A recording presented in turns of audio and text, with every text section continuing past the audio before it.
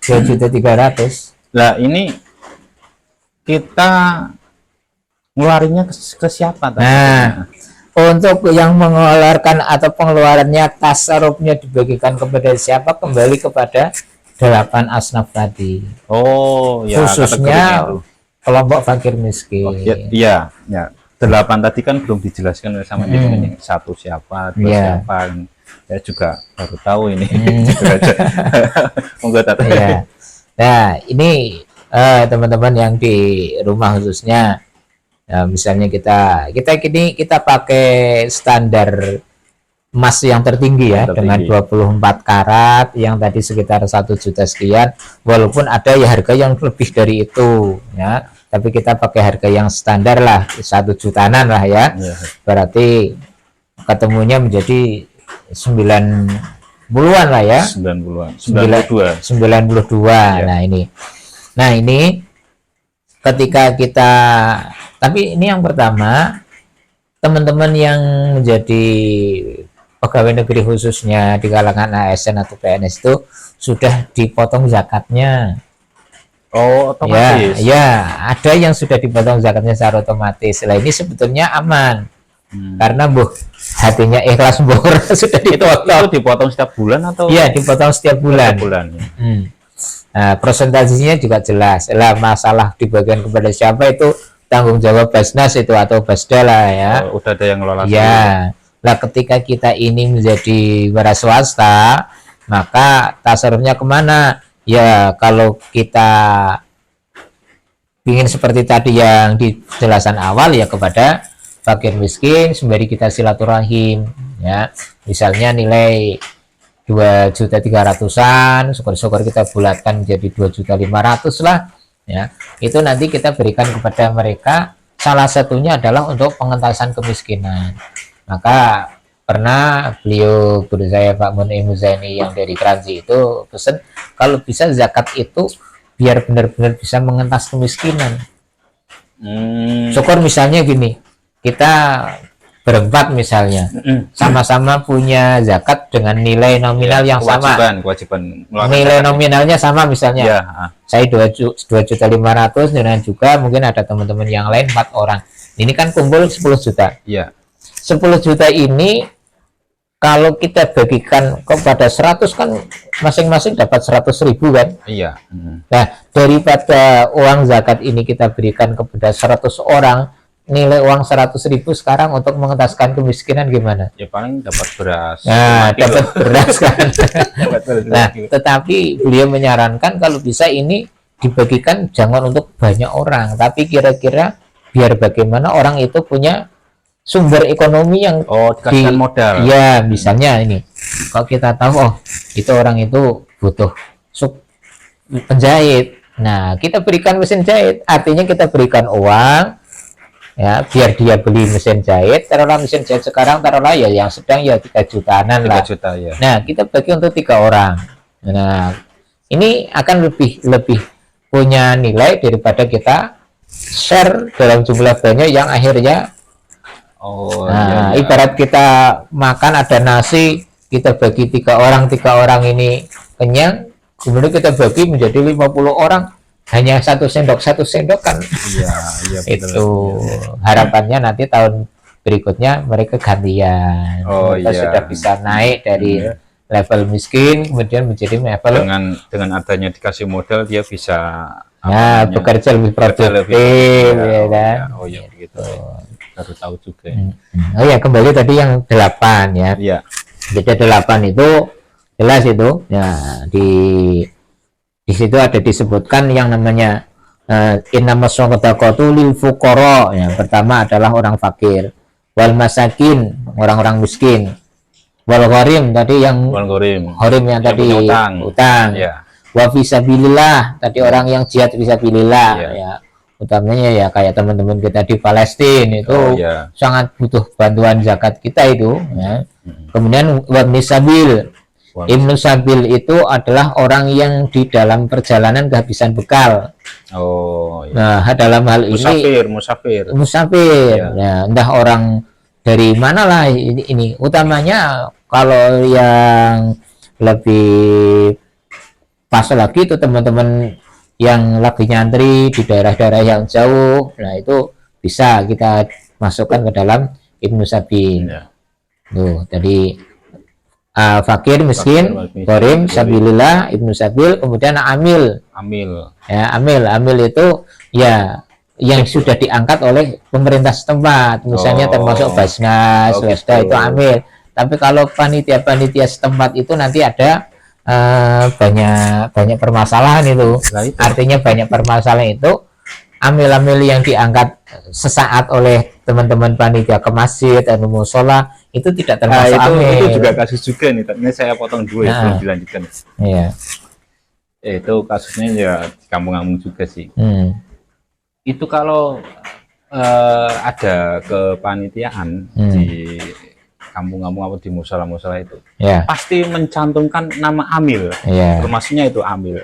Sebenarnya kan yang saya tahu dia nggak masuk di kategori, nggak ikut ke organisasi yang di Basarnas itu ya, tapi itu kasus juga itu. Karena yang namanya amil itu tidak hanya mengurusi sesaat pas itu toh, tapi 1 tahun putaran itu dia juga mengelola sedekah gitu, ya, ada zakat mal, kemudian mal, tasarrufnya juga kayak gitu, bukan hanya sekedar zakat fitrah. Berarti zakat mal juga bisa diserahkan ke amil itu ya? Iya. Tapi alangkah baiknya tadi diserahkan sama yang buat modal itu berarti ya? Ya, itu ada alternatif semacam itu ya. Yang bisa menjadi harapannya ya benar-benar ada peningkatan gitu. Yang ketujuh ya, tadi sudah apa saja? Fakir, miskin. Innama shadaqatu lil fuqara'i wal masakin wal amilina 'alaiha, amil ya.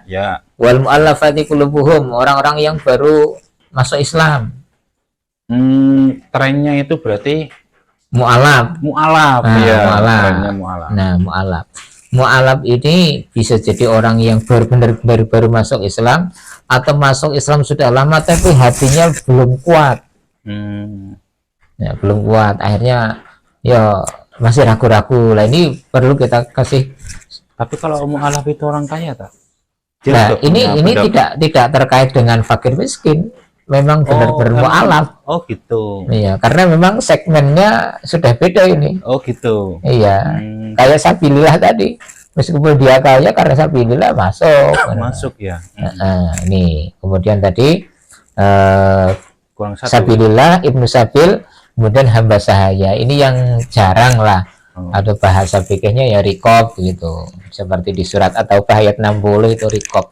Jadi hamba sahaya yang ingin dimerdekakan, nah itu kan waktu itu kan ditebus. Nah, itu menebus itu kan butuh uang banyak. Lah itu bisa. Nah, itu juga saya juga pernah dengar di itu laporan zakat itu ada hamba saya juga. Nah itu udah bodoh. Nah, itu saya juga bingung. Ngorim Fisabilillah hamba saya. Itu pasti ada di laporan pas kita habis sholat Idul Fitri itu kan pasti ada laporannya, laporan kepanitiaan zakat fitrah. Itu 3 pasti ya mungkin yang dikehendaki oleh panitia setempat pembantu mungkin ya, kita nggak tahu semua. Tapi kalau di sini nggak ada sih, nggak ada bahaya. Makanya kan dengan adanya begini kan saya banyak tahu lah, insya Allah ada wawasan. Tapi ya kita kembalikan lagi ke seandainya ada panitia kayak gitu ya kita diam aja lah. Takutnya kan ya enggak, itu perlu kita klarifikasi atau minimal tanya ya. Mengingatkan orang itu kan enggak ada salahnya. Setidaknya kita Pak nuwun sewu itu untuk hamba sahaya modele pripun. Mbok menawa kula tanggane ana sing masuk hamba sahaya ya kita tanya, dan nanti kan dia menjelaskan. Nah nanti biar orang yang mengingatkan ya orang yang levelnya lebih. Dimerdekakan itu maksudnya berarti kalau dulu itu istilahnya budak ya? Iya budak itu kan bekerja kepada tuannya, tidak digaji, hanya dapat makan gitu. Gitu. Nah selayaknya manusia kan ingin merdeka kan, ingin bebas dari semacam itu. Beda dengan yang namanya pembantu itu kan kerja dengan Iya, majikan, dapat uang ya, tadi. ya dapat uang. Gitu. Jadi berarti zakat maluda ya tadi. Ya itu sebagian itu, tapi masih banyak kasus-kasus yang mungkin nanti bisa lain kali kita bahas, biar nanti ada hal-hal yang apa ya, nah, lebih rinci lagi. Ya, kopinya dihabisin. Ya tadi. Oke, itu mungkin sementara bahasan kita, dongengan kita, obrolan kita malam hari ini seputar zakat. Sementara itu dulu, sangat ditunggu komentar-komentar, masukan-masukannya, ataupun kalau ada pertanyaan-pertanyaan silakan disampaikan. Insya Allah nanti kami akan siap untuk menerima masukan, saran, bahkan kritik-kritik dari sahabat-sahabat semua. Karena memang jelas yang namanya ilmu harus senantiasa belajar, dan kami juga sama-sama berbelajar, bro. Belajar ya. Iya, maka nanti tentu dengan pertemuan-pertemuan semacam ini harapannya kita dapat masukan banyak ya, bro ya. Iya. Oke, bro, mungkin bisa disampaikan sesuatu kepada teman-teman sebelum kita tutup. Ya, nanti kalau teman-teman kalau ada yang kurang jelas atau istilahnya mau menambahi tentang bahasan kita, ya monggo komentar aja di channelnya saya atau channelnya Pak. Iya, silahkan di channel mana yang Anda temukan, boleh komentar lah intinya. Ya, mudah-mudahan dengan bahasan saya sama Ustadz Sujud sangat bermanfaat lah buat teman-teman di rumah gitu. Saya juga makasih nih, bro, sudah berkenan silaturahim ke rumah kami. Mudah-mudahan ada manfaatnya benar. Next time nanti kita di tempat yang lain ya, Dad. Boleh, silahkan. Dengan pembahasan yang lain. Sembari barangkali ada teman-teman lain yang bisa bergabung, karena cuaca hujan ini, bro, di Pekalongan hujan deras. Mohon doanya juga, mudah-mudahan teman-teman yang dikena banjir segera teratasi, ada solusi yang terbaik ya. Oke, terima kasih, bro. Ya, assalamualaikum warahmatullahi wabarakatuh.